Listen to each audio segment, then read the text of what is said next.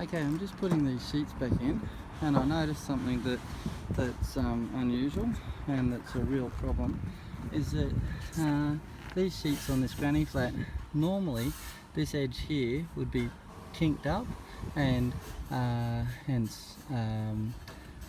sealed, so that then water sitting on the roof doesn't flow over this side and straight in.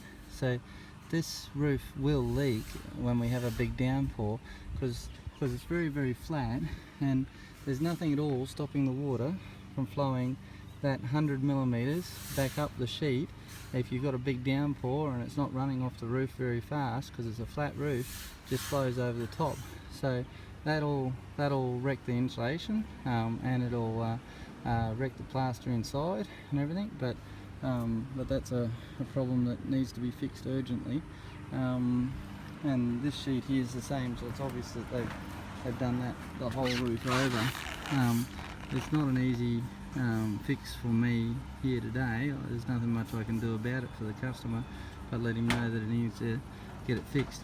So probably lift the ridge capping off and then turn all of those up and put the ridge capping back down.